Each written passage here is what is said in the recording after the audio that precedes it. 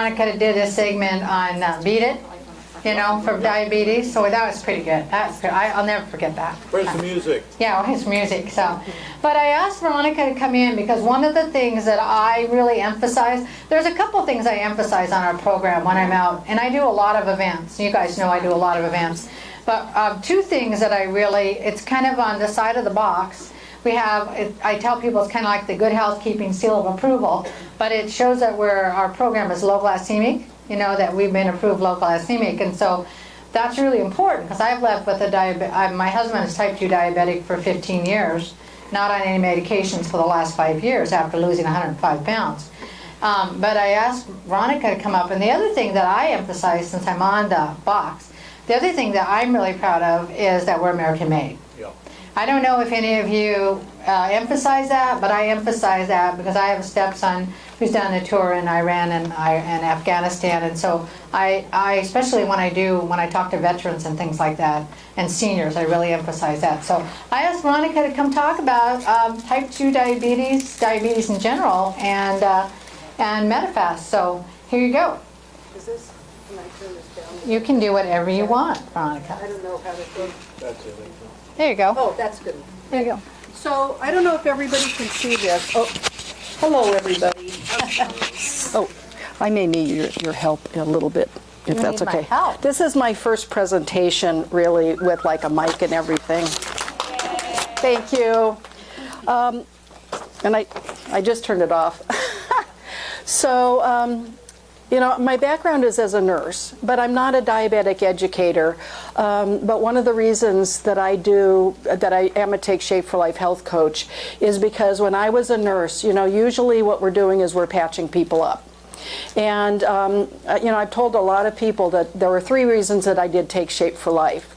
And the first is that I could eat chocolate 5 times a day if I wanted to. The second was a health coach, and that was Joanne, who continues to be you're really an inspiration to me. And the third thing, which is usually what I put first when I talk to people, is that when I looked at the science of this, it is so sound. Basically, what we are offering people is if you have diabetes or pre-diabetes, it can help. And if you don't have it, I call it anti-diabetic. It's like the perfect thing to prevent diabetes, or even to just get your body back in balance. That's the whole way it works, is blood sugar insulin balance, which is a master hormone. So anyway, I am not talking actually as a diabetic educator or anything, but when somebody says they're diabetic, I say, I love working with people that are diabetic because I know that this is going to help you. So the first thing, and can everybody see this okay, is that everybody's always asking a little bit about, or a lot about, well, first of all, let me ask you, how many people here are diabetic? How many people here know somebody that's diabetic? Okay. How many people here are any of those, plus you don't know anybody yet who's diabetic? Okay, well, that sort of fell flat, but we all, this is what I find is that 1 in 12 people in the United States is diabetic, and it's just getting worse and worse. That's probably the fastest growing illness in the United States is diabetes, and we're creating it. So again, to get back to what is diabetes, I have a little something that can explain it a lot better than I can, and it'll just take a few minutes. Can we do it? Yep. I can do it. Oh, the other thing I wanted to say is that I have all this written down on both sides of a piece of paper that I'm presenting, and if you set at the bottom will be my email address. If you send me an email, I'm happy to email this back to you. I was going to bring copies, but I didn't know how many there were, and then you'd have to type all this stuff in. So just email me, and I will be glad to send it back to you. Okay, so here we go. Ooh, can you turn it up? People with diabetes can live long, healthy lives. Sure, let's go over some basics. This is diabetes. It's simple. Oh, good, Joanne. When we eat, food travels to the stomach. Food is made up of 3 basic nutrients: carbohydrates, proteins, and fats.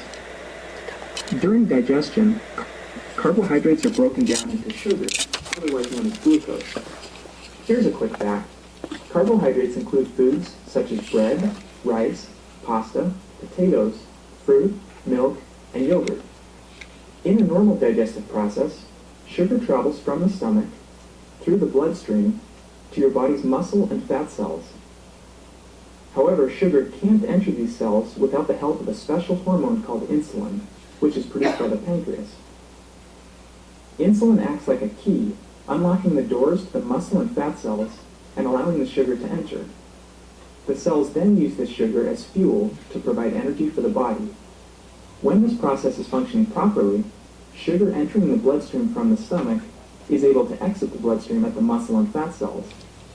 In this manner, the body is able to regulate the concentration of sugar in the bloodstream. Now let's see what happens in a person with diabetes.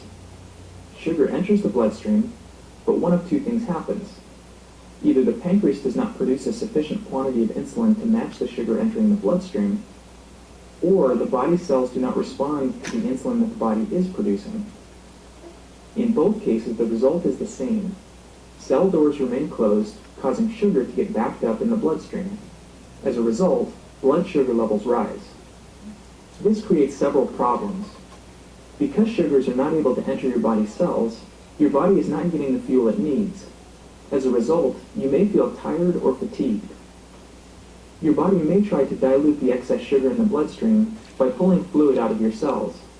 This can leave you feeling dehydrated and thirsty. Most importantly, over time, exposure to high blood sugar levels can cause damage to vital organs connected to the bloodstream, such as your eyes, kidneys, nerves, and heart. If not controlled properly, diabetes can lead to serious complications, such as blindness, amputation, kidney failure, heart attack, and stroke. In order to avoid these complications, people with diabetes must take steps to keep their blood sugar levels in a normal range. One way to do this is through diet. By reducing the amount of carbohydrates you eat in a single meal or snack, you can regulate the amount of sugar entering the bloodstream and prevent your body's insulin supply from becoming overwhelmed. This may mean limiting high-sugar foods such as cake, pie, candy, and soda. You know which ones. Another way to regulate blood sugar is through exercise. Physical activity makes your body's muscle and fat cells more receptive to insulin. In other words, those muscle and fat cells that wouldn't open before, now they will. Finally, your doctor may prescribe oral medications to increase your supply of insulin, regulate the amount of sugar entering the bloodstream, or make your body's cells more receptive to the insulin your body is producing. In some cases, insulin shots may also be necessary. Okay, let's review. We've talked about what diabetes is, a condition where either the body does not produce enough insulin, or the body's cells are not receptive to the insulin being produced. We've seen what complications can arise from it, such as fatigue, dehydration, and damage to vital organs. Finally, we've discussed ways to manage it through diet, exercise, and medication. For more information about your specific health diagnosis and treatment plan, please talk to your doctor. So did that give everybody sort of a really good basic? I thought rather than just trying to do it with words that it might be easier to do it. There's a lot of things actually when I was looking at